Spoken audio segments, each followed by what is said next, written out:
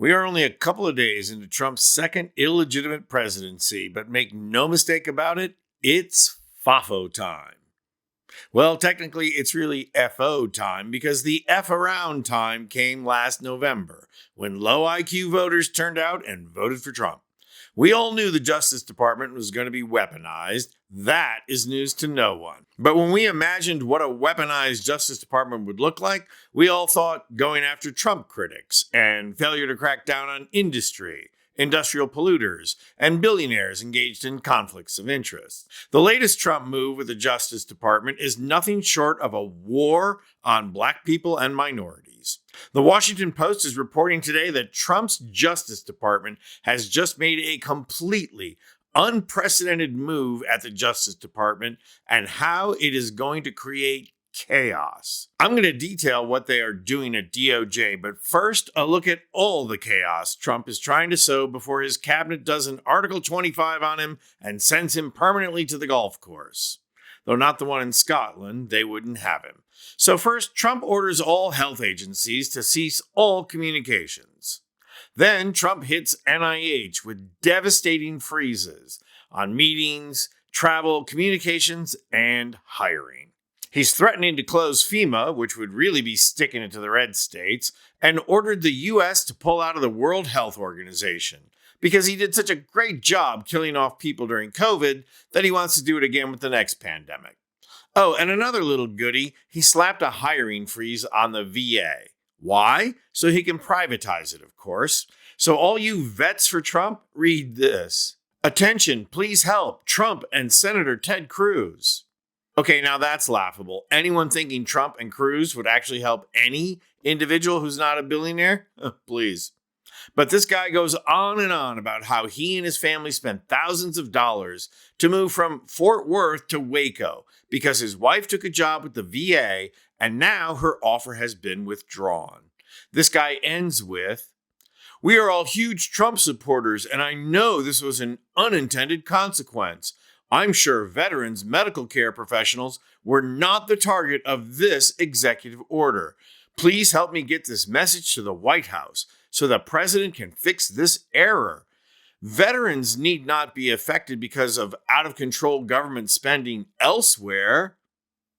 Oh, you mean like the defense budget? So @real Donald Trump is made aware. So this guy is just now finding out what it means to be screwed by the fascist billionaire oligarchy that Trump is building, just like a lot of black and minorities are about to be. Today, the Washington Post is reporting this. Justice Department issues freeze for Civil Rights Division. And unlike the VA, this is not a hiring freeze. The Civil Rights Division is being ordered to stand down.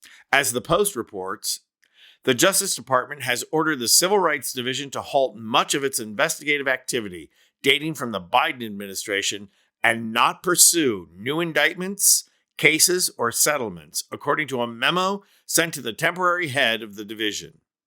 The letter instructs Kathleen Wolf, designated by the Trump administration as supervisor of the division, to ensure that civil rights attorneys do not file any new complaints, motions to intervene, agreed upon remands, amicus briefs, or statements of interest. But not only will the Civil Rights Division cease working to protect minorities and people of color, it will also not hold police accountable anymore. As the Post reports, in December, the department announced a federal oversight agreement with the city of Louisville, where the 2020 police killing of Breonna Taylor helped spark nationwide justice protests. In early January, the Civil Rights Division forged a police accountability plan with city leaders in Minneapolis, where the police killing of George Floyd galvanized the nationwide protests even further. Neither has been approved by a judge. But according to the Post, a separate memo sent to Wolf on Wednesday says the Civil Rights Division must notify the Justice Department's chief of staff of any consent decrees the division has finalized within the last 90 days. That directive suggests that police reform agreements the department has negotiated with cities, including Minneapolis, Louisville, and Memphis, could be in jeopardy. So for all of you who are wondering why, after January 6th, can the Fraternal Order of Police endorse Trump, well, you just got your answer. The FOP doesn't care about individual officers getting attacked. Heck, some of the attackers were police or retired police. No, what FOP cares about is that police be allowed to beat and abuse civilians and not have to answer for it. Also, guess who becomes the beneficiaries of a police state? Likewise, for those of you thinking this is just politics, the Post is quoting Damon Hewitt, President and Executive Director of the Lawyers Committee for Civil Rights Under Law. It is beyond unusual. It's unprecedented. We've never seen this before at this scale with any transfer of power, regardless of the ideology of any incoming president or administration.